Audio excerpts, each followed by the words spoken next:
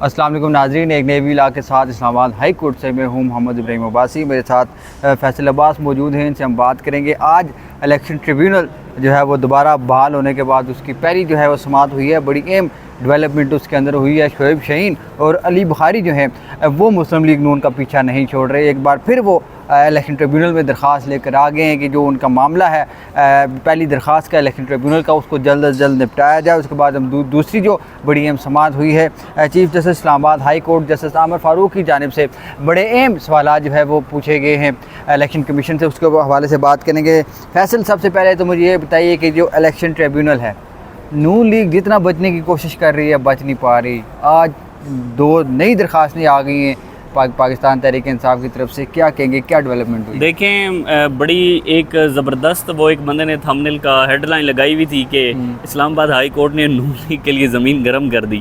तो मेरे ख्याल में इलेक्शन कमीशन के लिए और नून लीग के लिए ये जो हाई कोर्ट का अहाता है ना, ये हाई कोर्ट का अहाता बहुत ही गर्म है। अगर वो पाँव रखते हैं तो उनके पाँव जल जाएंगे। ये अंडरस्टूड है और ये हाई कोर्ट ने तय कर रखा है। सर्दियों से यही हो रहा है, सर्दियों से यही हो रहा है। अच्छा, मामला कुछ यूँ है कि 24 जून को जो चीफ जस्टिस आमिर फ़ारूक साहब हैं, उन्होंने ईसीपी का वो ऑर्डर सस्पेंड किया था जिस ऑर्डर के तहत उन्होंने इलेक्शन ट्रिब्यूनल के जज को तब्दील किया था और उन्होंने एक नए जज का नाम दिया था कि ट्रिब्यूनल के केसेस इस्लामाबाद के तीनों हलकों के वो जज साहब सुनेंगे। तो फिर उस पर जो नून लीगी रहनुमा ने अपनी उस जो इलेक्शन कमीशन के अंदर पिटीशन इस्तेमाल की थी जज को तब्दील करने वाली, उसमें जो अल्फाज इस्तेमाल किए तारिक जहांगीरी साहब के ख़िलाफ़, यानी कि एक 47 का MNA है और वो मज़ीद जज के खिलाफ लफ्ज़ इस्तेमाल कर रहा है कि जी वो हाई कोर्ट के जाती है और वो नेपोटिज्म का शिकार हैं और वो लफ्ज़ इस्तेमाल कर रहा है कि वो इस केस को जल्दी लेकर चल रहे हैं। भाई, ट्रिब्यूनल के केसेस को जल्दी समाअत के लिए मुकर्रर किया जाता है, जल्दी उन पर फैसला और इलेक्शन कमीशन ने फैसले में लिखा कि जल्द समाअत न होने की वजह से हम नया ट्रिब्यूनल बना रहे हैं। ये बड़ी हैरान कुन था। अच्छा, जब चीफ जस्टिस आमिर फ़ारूक साहब ने ये ऑर्डर सस्पेंड किया तो उसके बाद आज दोबारा पहली मरतबा समाअत थी, यानी कि तारिक जहांगीरी साहब जो है वो ट्रिब्यूनल के जज बहाल हुए थे। तो उस पर एक तो बड़ी डेवलपमेंट आज की जो थी वो ये हुई है कि जो दोनों रहनुमा हैं पाकिस्तान मुस्लिम लीग नून के, उनको 8 जुलाई को तलब किया गया है और इलेक्शन कमीशन को भी तलब किया गया और इनसे जवाब मांगे गए हैं कि अदालत के अंदर आकर बताएं। यहाँ पर इंटरेस्टिंग चीज़ ये है कि अगर इलेक्शन कमीशन अदालत के अंदर उसके नुमाइंदे जो भी आते हैं, ठीक है, और वो रहनुमा अब तारिक जहांगीरी साहब के आमने सामने होंगे। पहले वो थे आमिर फ़ारूक साहब के आमने सामने, जिन्होंने तारिक जहांगीरी साहब को बाइस जज कहा, उन्होंने नेपोटिज्म का शिकार कहा, उन्होंने जो अल्फाज इस्तेमाल किए, अब वो बरह रास्त उस जज साहब के सामने होंगे। आप अंदाज़ा लगाएं कि वो अकील अंजम साहब जब जस्टिस तारिक महमूद जहांगीरी साहब के सामने होंगे और उनसे पूछा जाएगा कि बताएं जी, आपने नेपोटिज्म का लफ्ज़ इस्तेमाल किया, आपने बाइस जज का लफ्ज़ इस्तेमाल किया। चलो, पहले तो आमिर फ़ारूक साहब पूछ रहे थे ना, उन्होंने तो शायद कोई कसर छोड़ दी थी। मेरे ख्याल में तारिक जहांगीरी साहब कोई कसर नहीं छोड़ेंगे और वो उन्होंने जो फॉर्म 45, 46, 47 जो मांगे हुए हैं, तो अब एक एक चीज़ MNAs को और इलेक्शन कमीशन को, यानी कि दोनों का जो गठजोड़ था, उनको अब तारिक जहांगीरी साहब के सामने बताना पड़ेगा। अच्छा, खोला जाएगा। वो ये जस्टिस तारिक महमूद जहांगीरी साहब वाले मामले में chief justice of Islamabad high court बड़े एग्रेसिव नजर आए। इसको किस नज़र से देखते हैं? क्या खबरें, अंदर की खबरें क्या हैं? देखिए, ये तो एक वो जैसे ही ज़ाहिर है चीफ जस्टिस आमिर फ़ारूक साहब के बारे में जो चार्जशीट है ना, वो मेरे ख्याल में टेरियन वाइट केस में जो 3 जजेस ने जहांगीरी साहब ने लिखी है, मेरे ख्याल में वो आमिर फ़ारूक साहब के कंडक्ट पे वो भी बहुत है और वो भी अब बड़ी यानी कि डेवलपमेंट थी। अब खबर ये थी कि जब नून लीग अपनी पिटिशन लेकर गया इलेक्शन कमीशन के अंदर और जो पिटिशन फिर तारिक जहांगीरी साहब ने, ज़ाहिर जजेस पढ़ते हैं, उन्होंने पढ़ी, उन्होंने देखा उनके हवाले से जो अल्फाज इस्तेमाल हुए थे, उन्होंने एक लेटर लिखा चीफ जस्टिस आमिर फ़ारूक साहब को और उस लेटर में उन्होंने लिखा कि सिटिंग जज हूँ मैं और मेरे खिलाफ ऐसे अल्फाज इस्तेमाल हो रहे हैं, हाई कोर्ट को चाहिए कि इस पर नोटिस ले, अदारा जाती रिस्पांस बनाई तौर पर कोई ना कोई इदारा जाती रिस्पांस करना चाहिए। तो उस पर फिर खैर वो लेटर पब्लिक तो नहीं हुआ और ना ही वो खबर बाहर आई और ना ही उस पर हाई कोर्ट ने कोई इंतज़ामी इख्तियार इस्तेमाल करते हुए नोटिस लिया।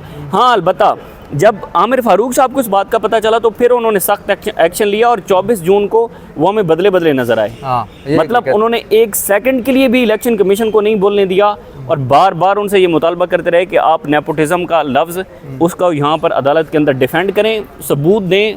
22 जज कहा है, 22 जज का सबूत फैसले जिस वक्त बताया इलेक्शन कमीशन के वकील को पूछा गया कि आपने ये फैसले में क्यों लिखा है, तो उन्होंने कहा ये लिखा ही नहीं है। फिर वहाँ पे उन्होंने कहा कि आप जो चीज़ बता रहे हैं सोच समझ के बताएं। हाँ। फिर वहाँ पे उन्होंने उस ऑर्डर को सस्पेंड कर दिया। उन्होंने कहा अगर आप ये बात कर रहे हैं, इस तरह आप जवाब दे रहे हैं, फिर ऑर्डर नहीं सस्पेंड बनता है ना। देखें बनता है ये। अब फॉर्म 47 का एमएनए है और वो सिटिंग जज के खिलाफ नेपोटिज्म का लफ्ज कह रहा है कि नेपोटिज्म का शिकार है वो जज जो है, वो 22 जज है, इंसाफ नहीं दे सकता। इंसाफ नहीं दे सकता। अब वो कहते हैं कि जी फैसले में कहते हैं कि तारिक जहांगीरी साहब इस केस को जल्द नहीं लेके चल रहे। भाई वो तो जल्द लेकर चल रहे हैं, वो तो चाहते हैं कि इसके अंदर फैसला हो। सबसे तेज चल रहे हैं पूरे ट्रिब्यूनल में, पूरे ट्रिब्यूनल्स में से भाग तो नून लीग खुद रही है इन तीनों उसमें से। अब मज़े की बात ये है कि ज़ाहिर है नून लीग ने भागना तो है ही। देखिए या तो इन तीनों हलकों से इस्तीफे आएंगे, ठीक है, या फिर तारिक जहांगीरी साहब को उनको नहीं छोड़ेंगे। लेकिन कल जो कौमी असम्बली का इजलास है उसमें जो ऑर्डिनेंस आया था, ऑर्डिनेंस जजेस को रिटायर जजेस लगाने वाला ट्रिब्यूनल के, उस हवाले से समरी जो है वो अरसाल कर दी गई है। कानून साजी होगी, कानून साजी होगी। हो सकता है कल उसकी मंजूरी दी जाए। अगर यूँ मंजूरी दी जाती है तो फिर तारिक जहांगीरी साहब तो ट्रिब्यूनल के जज नहीं रहेंगे। नहीं रहेंगे वो इस वजह से रहेंगे क्योंकि ये पहले से अपॉइंटमेंट हो चुकी है ना।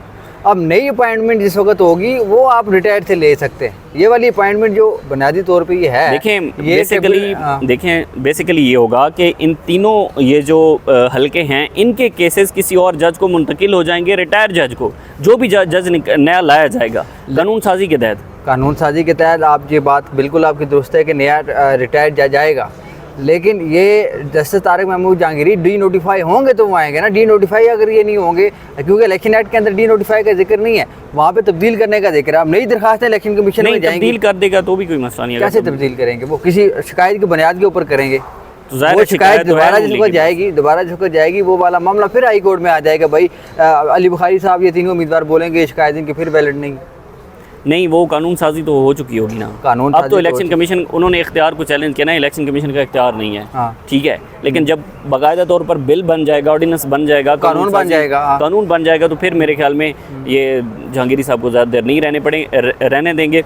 और ख़बर भी यही है कि तारिक जहांगीरी साहब मजीद इस केस को नहीं सुनेंगे। हाँ ये भी है, अगर नहीं सुनेंगे तो जिस वक्त ये मामला अगर कोई दूसरा ट्रिब्यूनल सुनता है वो वाला मामला ऑटोमेटिकली दोबारा हाई कोर्ट के अंदर आएगा, दोबारा हाई कोर्ट के अंदर सुनेंगे ये। अच्छा, दूसरा जो मामला है इलेक्शन कमीशन से जो chief justice Islamabad high court ने सवाल किए हैं, क्योंकि अजहर सिद्दीक साहब की तरफ से एक पिटीशन थी, यामना मलिक जो है उन्होंने बड़े अहम सवालात हुए हैं, उसके ऊपर आप कहेंगे क्या सवालात हैं, या क्या इलेक्शन कमीशन को जहाँ पे भी टफ टाइम मिलेगा जैसा सुप्रीम कोर्ट में मिल रहा है? देखें वो जो दरख्वास्त इन्होंने दायर की हुई है अजहर सिद्दीक साहब ने, उनका मौक़िफ़ ये है कि ये जो वैसे ये तहरीक इंसाफ को दरख्वास्त 8 फरवरी के इंतखाबात से पहले देनी चाहिए थी, जब इलेक्शन कमीशन ने तहरीक इंसाफ से इंट्रा पार्टी के दौरान उसे बल्ले का निशान छीन लिया जब वो ECP सुप्रीम कोर्ट के अंदर गया। तो उन्होंने कहा कि ECP के पास इख्तियार नहीं है कि वो किसी भी पार्टी से उसका इंतखाबी निशान छीन सकता है या उस पार्टी को निशान छीन सकता है। ये बेसिकली उनकी दरख्वास्त थी। उस दिन हमने देखा कि तकरीबन 12 से 13 मिनट अजहर सिद्दीक साहब को बड़े सब्र व तहम्मुल से चीफ जस्टिस आमिर फारूक साहब ने 12 मिनट सुना है उनको, 12 मिनट, और बड़ा हैरान कुन था। आज की दोबारा उसकी समाअत थी।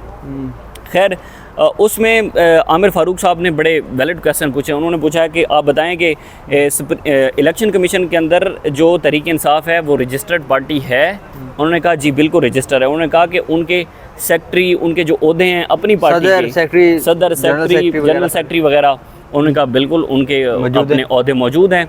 तो इसी तरह फिर इलेक्शन कमीशन ने कहा कि ये मामला सुप्रीम कोर्ट में भी पेंडिंग है, कि सुप्रीम कोर्ट में जो मखसूस नशिस्तों का केस है वो भी शायद इसी से लिंक्ड है। तो फिर उन्होंने कहा कि अजहर सिद्दीक ने कहा कि सुप्रीम कोर्ट में एक अलग मैटर है, मेरा एक अलग मैटर है। वो बेसिकली मैटर ही यही है कि इलेक्शन कमीशन के पास इख्तियार ही नहीं है कि वो किसी पार्टी से बल्ले उनके अपना इंतखाबी निशान छीने। अगर ये मेरे ख्याल में इसमें फैसला हो जाता है तो फिर बड़ा ही वो हैरान कुन होगा, और वो PTI को रिलीफ सा मिलता हुआ नजर आ रहा है। रिलीफ और पूरा केस ही फिर तो मखसूस नशिस्तों वाला केस भी बढ़ जाएगा। अब बिल्कुल ऐसे ही है, क्योंकि जो आमना मलिक या अजहर सिद्दीक साहब जिसकी वकालत कर रहे हैं उस दरखास्त के अंदर बड़ी जो है वो आज समाअत हुई, उसको जुमे तक जो है वो ले जाया गया है। वहाँ पे एडिशनल अटॉर्नी जनरल साहब की तरफ से ये कहा गया कि जो क्योंकि ये वाला जो मामला है, ये सारा मामला जो है वो सुप्रीम कोर्ट के अंदर भी कहीं ना कहीं पेंडिंग है। इस वजह से हमारी ये दरख्वास्त है कि इसको रोका जाए, सुप्रीम कोर्ट से कोई ना कोई जो फैसला है वो आ जाए, उसके बाद बेशक हाई कोर्ट इसको सुन रहे। अब chief justice Islamabad high court ने इस मैटर को इस केस को जुमे तक मुलतवी कर दिया है। अगले विलात तक हमें इजाज़त दीजिए। अल्लाह हाफ़िज़।